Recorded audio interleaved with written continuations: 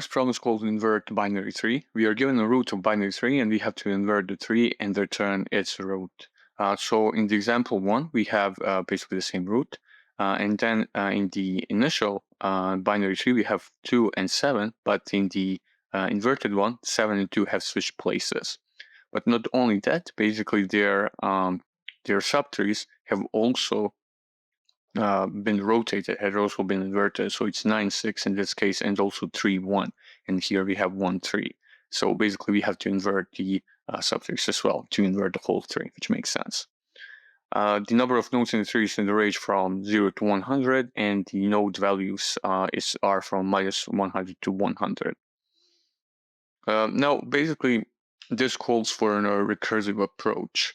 If we have the roots, and if we know that we have successfully inverted, so we called our invert function on the left tree and on the left subtree and on the right subtree, so we know that we are finished with inverting the left and the right subtree, we can basically just switch them. We can say root left is now equal to the whatever we received, the binary tree that we received from the invert tree function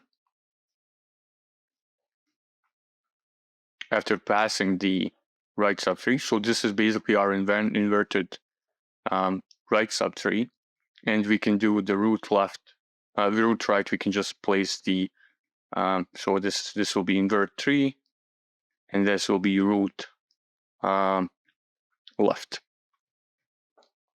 So basically, this means that we are once we're done. This is a recursive approach. If we have the left subtree recurs, if you have the left subtree inverted and the right subtree inverted, we can just change their places. But here you can see that there's a bug. There's like a mistake, because here we are placing the root left to be already something else than it was initially, and then you are passing it to the function.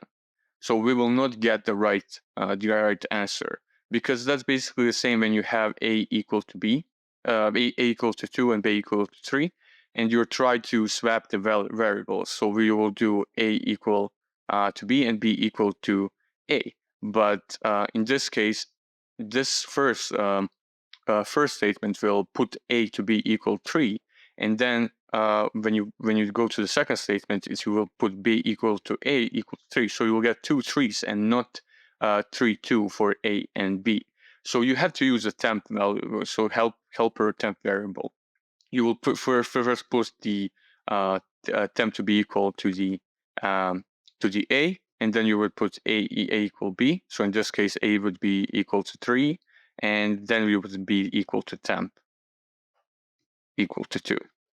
So in this case, you will get the right one. So basically, we will use the temp value variable to place our root left, and then call the invert on the temp, because this operation here will be destructive to the root left, and we cannot pass it just to the invert tree function, because we are traversing through all the nodes inside the binary tree. We have a linear time complexity, linear to the proportional to the size, the number of nodes that you have in the binary tree.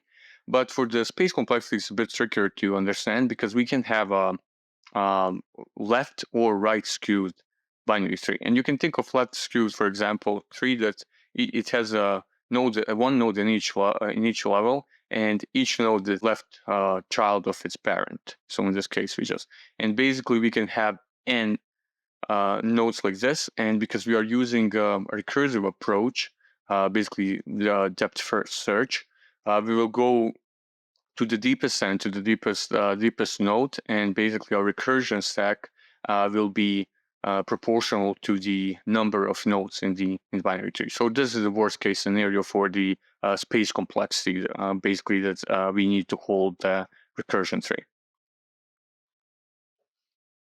Because we will be calling the invert tree recursively, we have to have our base case, and the base case for binary trees is usually to check if the root is null. If it's null, we just return null and we stop the recursion. We go we go up in the recursion tree basically and go to another branch or something. Then we will place our root left to the temporary value, so we can basically switch swap the values between the left and the right subtree. We will then call the for the root left, we will swap it with the root right after it has been inverted. So we'll call the invert tree recursively on the root right, which basically will give us the right subtree inverted, which will be placed as the new left subtree.